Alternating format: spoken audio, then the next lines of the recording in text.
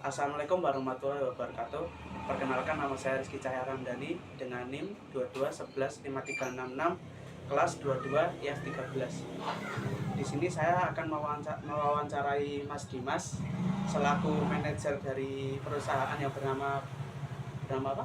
MT Logistik. Kita langsung saja masuk pada bagian pertanyaan pertama. Siapa sih nama lengkap dari Mas Dimas? Ya, perkenalkan, nama lengkap saya Dimas Kambudiwanto, untuk nama panggilan Dimas. Kemudian apa jenis usaha yang Mas Dimas jalankan, terus berapa lama usaha yang Mas Dimas dirikan? Untuk perusahaan apa yang dijalankan itu seperti pengiriman barang atau logistik. Jadi ada pengiriman barang berupa barang ekspor, impor, kemudian juga ada barang-barang yang berada di pengiriman ke Indonesia saja. Kalau untuk berapa lamanya, saya sudah mendirikan ini sekitar 3 tahun. 3 tahun. Berarti sudah agak lama ya, Mas? Ya, ini sudah lama. Kemudian bagaimana Mas Dimas menerapkan prinsip etika kepemimpinan dalam memimpin bisnis Mas Dimas?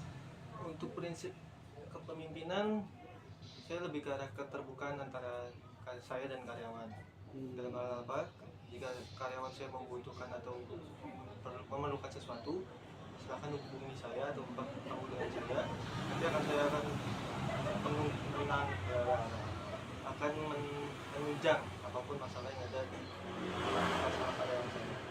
Sehingga karyawan saya dan saya seperti keluarga sendiri. Jadi kepemimpinan kami tidak bersifat stabil atau terlalu kaku.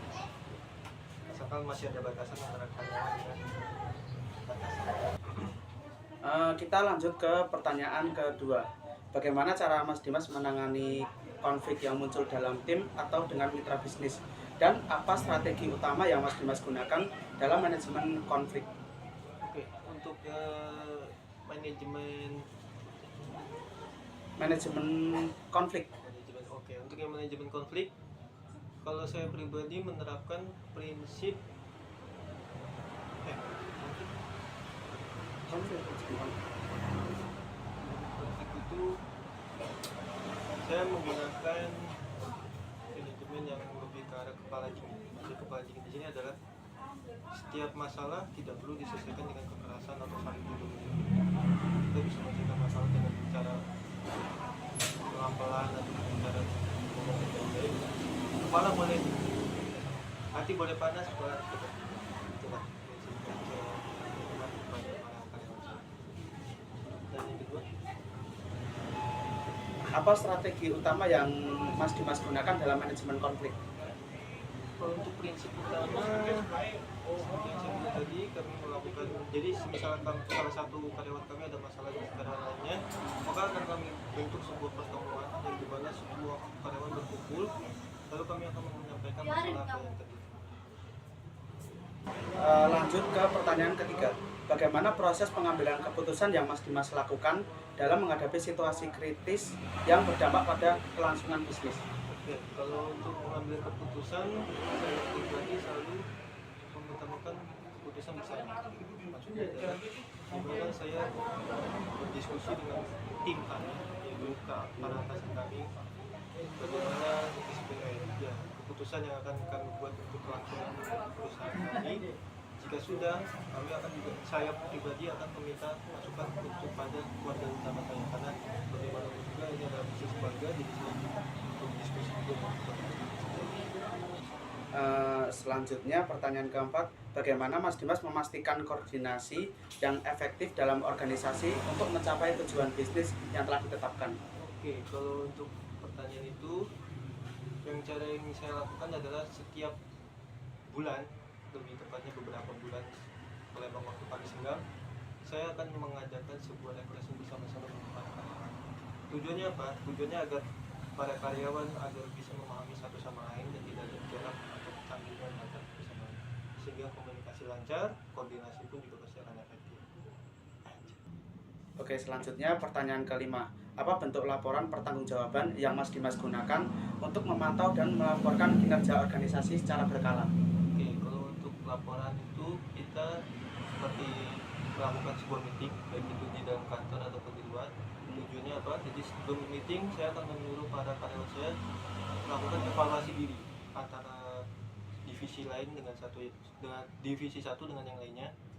Lalu ketika kami melakukan pertemuan tersebut, masing-masing divisi harus menyampaikan bagaimana proses kerjanya, apa hasilnya dan kendalanya apa, sehingga saya mengerti apa yang dilakukan karyawan saya dan apa kendala yang dilakukan karyawan saya.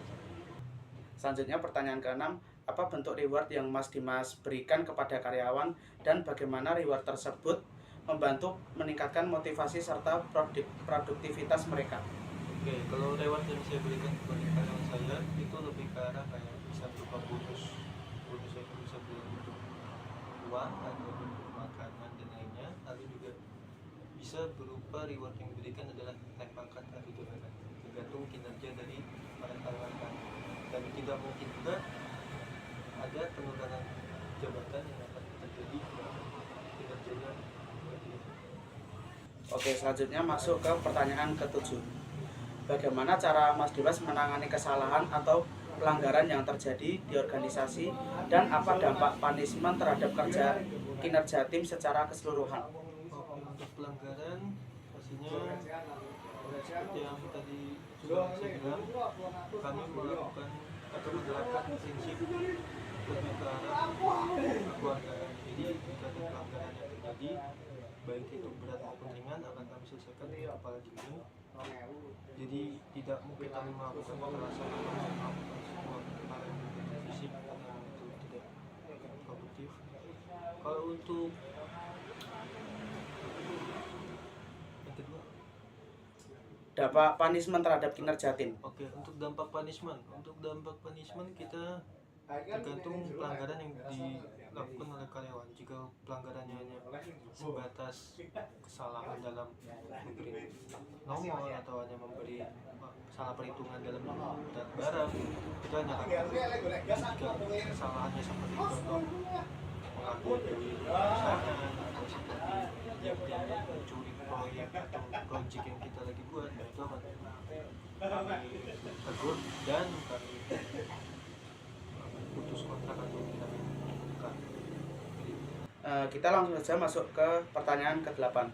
Bagaimana Mas Dimas menciptakan visi dan misi yang mampu menginspirasi tim untuk bekerja sama mencapai tujuan bisnis? Oke, kalau untuk masalah itu kami menganut sistem kebersamaan. Jadi masuk kebersamaan sini visi dan misi, kita mencari karyawan yang memiliki visi dan misi yang berbeda dengan visi dan misi dari perusahaan ini. Jadi jika ada sebelum karyawan itu masuk, akan kami tanyakan dulu apa visi dan misinya dalam bekerja di sini. Jika visi misinya sesuai dengan apa yang kami harapkan, itu akan terjadi. Tapi jika visi misinya agak sedikit melenceng atau terlalu melenceng, kami akan mencari karyawan yang lebih mengarah ke arah sana, sehingga visi perusahaan dengan visi karyawan akan menyatu seperti itu. Lanjut pertanyaan ke-9. Apa pelajaran terbesar yang Mas Dimas dapatkan dari kegagalan dalam bisnis dan bagaimana hal tersebut memengaruhi gaya kepemimpinan Mas Dimas? Oke, kalau untuk kegagalan, saya sempat pastinya dalam membangun usaha pasti ada jatuh bangun. Untuk jatuhnya atau kegagalannya itu saya terjadi di 2021. Di 2021 itu saya sempat jatuh atau sempat gagal karena saya sempat bekerja sama dengan salah seorang teman lama saya dari SMA. Kami berusaha, dia awalnya ingin investasi ke perusahaan kami, lalu kami terima dengan lapang dada karena kebetulan dia datang ke saya. Tetapi sekitar seminggu kemudian dia tidak ada kabar. Dia kita hubungin kemanapun tidak bisa. Ternyata uang perusahaan kami sekitar 70%-nya dibawa lari oleh orang tersebut. Sehingga di situ saya sempat mengalami tentunya down mental, adalah seperti merasa kapok akan bisnis ini karena teman lama saya ternyata bisa mendukung saya seperti itu. Maka saya sempat down, sempat tidak mau berbisnis apapun, apalagi dengan gaya kepemimpinan hancur bagi saya, karena di situ saya mengecat hampir seluruh karyawan karena balik lagi uang hilang tak kemana. Jadi kalau saya juga tidak bisa membayar mereka, akhirnya saya memecat mereka dengan tanpa bayaran, sehingga saya sempat ngedown, akhirnya keluarga membawa saya ke ahli psikiater atau ahli mental. Saya sempat di sana sempat dilatih kembali mentalnya selama 1,5 bulan, dan akhirnya alhamdulillah bisa ngap lagi dan sampai bisa selesai. Oke, selanjutnya pertanyaan terakhir.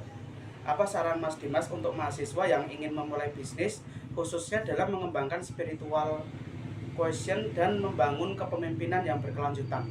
Ya, seperti untuk pesannya, dalam berbisnis itu pasti tidak mudah, karena semua itu ada alurnya, dan alurnya itu tidak selalu berada di atas, pasti ada di bawah, atas, bawah, seperti yang kita tahu. Roda pasti berputar, dan itu terjadi benar. Untuk saat ini pesan yang bisa saya sampaikan, jika emang para mahasiswa ingin membuka bisnis, jangan gampang menyerah, baik itu dalam keadaan di atas maupun sedang terpuruk. Itu sih. Lalu kalau untuk kepemimpinan, pastinya sebagai pemimpin kita harus membuka telinga kita, terutama untuk para teman-teman kita atau karyawan kita yang nantinya akan bekerja dengan kita, sehingga bisa membangun sebuah chemistry atau sebuah hubungan yang baik, sehingga bisnis itu bisa berjalan. Itu aja sih. Oke, sekian dari wawancara saya. Wassalamualaikum warahmatullahi wabarakatuh.